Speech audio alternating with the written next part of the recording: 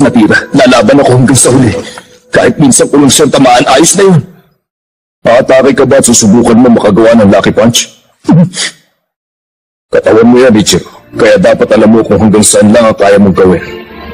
Sabi nila matalino ka, pero alam ko rin na matigas ang ulo mo. Mas gusto mo pang matalo ng lumalaban kaysa takbuhan ng kalaban. Meron ako natutunan kailan lang.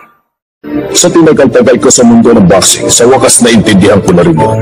Hindi ko yun natutunan sa actual practice pero hindi totoong merong lucky punch sa larangan ng boxing. Tuwing tatabaan ako, binabaliwala ko yun at iniisip kong isa lang yung lucky punch. Pero mali ang opinion kong yun. Hindi ka tatamaan ng suntok kung walang intensyon ng kalaban mong tamaan ka. At kahit tamaan ka, hindi yun makakatulong para manalo siya. Ngayong pangangalaga na sa mga boksingero ang trabaho ko, naiintindihan ko na yun. May mga lumalaban para sa karangalan at mayroon din lumalaban para sa pera. Isinasailalim ng boksingero ang sarili niya sa matinding trade. Sinusuntok niya ang punching bag ng ilang libong beses. Inilalagay niya ang lahat ng lakas at determinasyon niya sa mga kamao niya.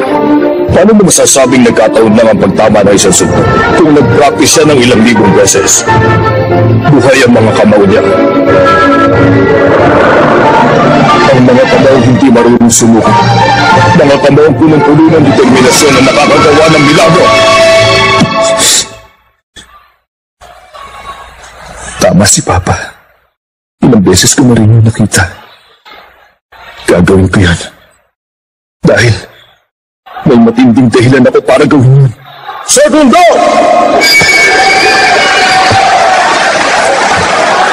Maraming salamat po sa inyo, Papa.